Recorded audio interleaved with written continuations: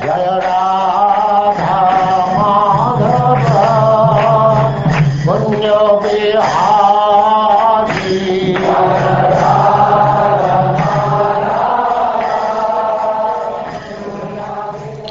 And now chapter 3, talks between Lord Shiva and Sati.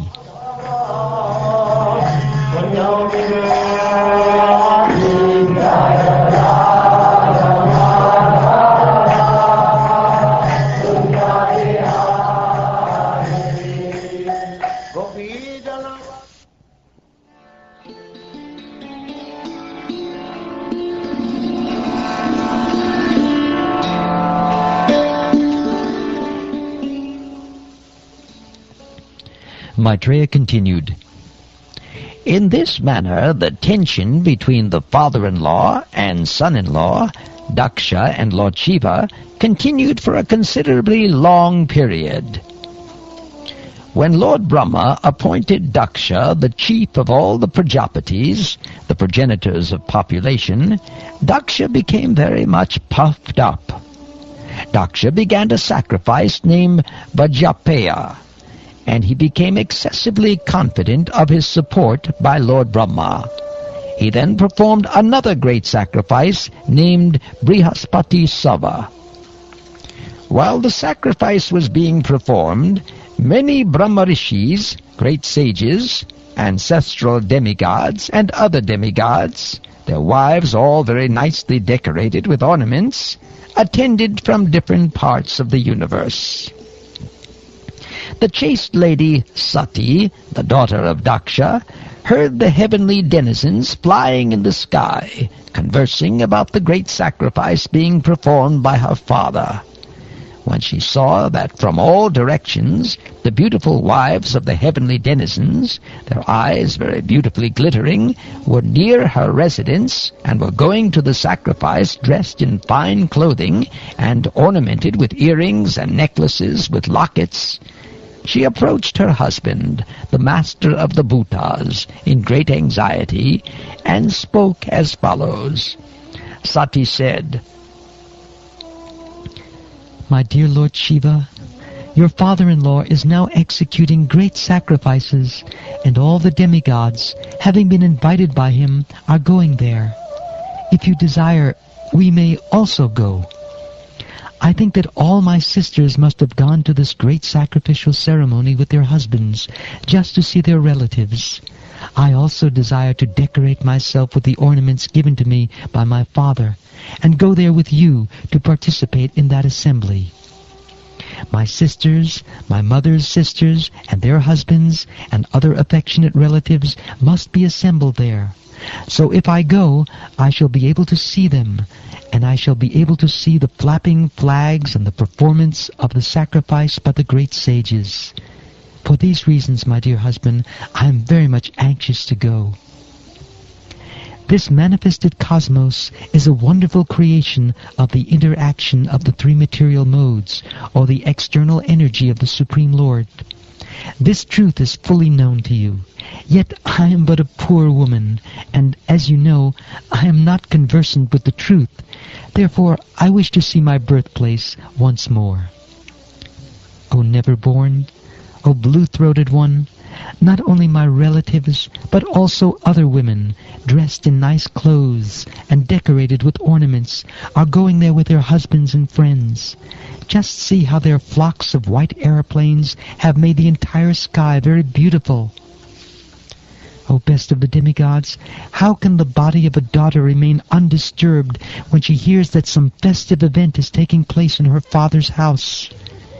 Even though you may be considering that I have not been invited, there is no harm if one goes to the house of one's friend, husband, spiritual master, or father without invitation. O immortal Shiva, please be kind towards me and fulfill my desire. You have accepted me as half of your body. Therefore, please show kindness towards me and accept my request."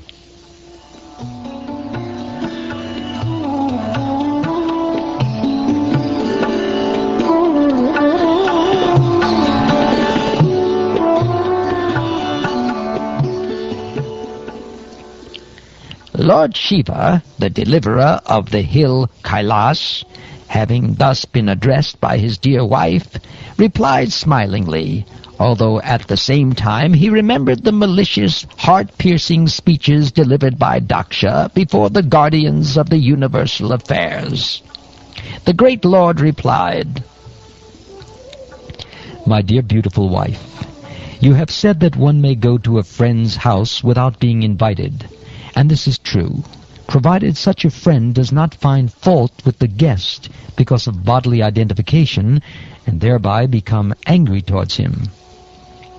Although the 6 qualities, education, austerity, wealth, beauty, youth, and heritage, are for the highly elevated, one who is proud of possessing them becomes blind, and thus he loses his good sense and cannot appreciate the glories of great personalities.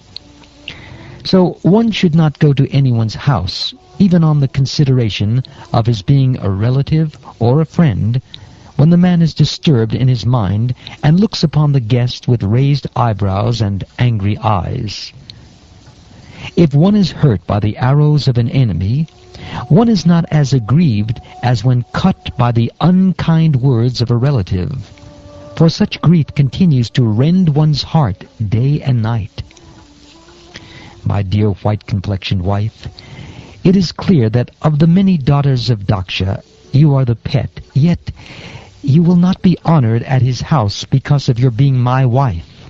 Rather, you will be sorry that you are connected with me. One who is conducted by false ego, and thus always distressed, both mentally and sensually, cannot tolerate the opulence of self-realized persons. Being unable to rise to the standard of self-realization, he envies such persons as much as demons envy the Supreme Personality of Godhead. My dear young wife, certainly friends and relatives offer mutual greetings by standing up, welcoming one another, and offering obeisances. But those who are elevated to the transcendental platform, being intelligent, offer such respects to the Supersoul, who is sitting within the body, not to the person who identifies with the body. I am always engaged in offering obeisances to Lord Vasudeva in pure Krishna consciousness. Krishna consciousness is always pure consciousness, in which the Supreme Personality of Godhead, known as Vasudeva, is revealed without any covering. Therefore you should not see your father, although he is the giver of your body, because he and his followers are envious of me.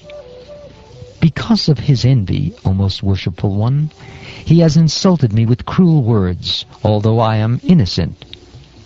If in spite of this instruction you decide to go, neglecting my words, well, the future will not be good for you. You are most respectable, and when you are insulted by your relative, this insult will immediately be equal to death.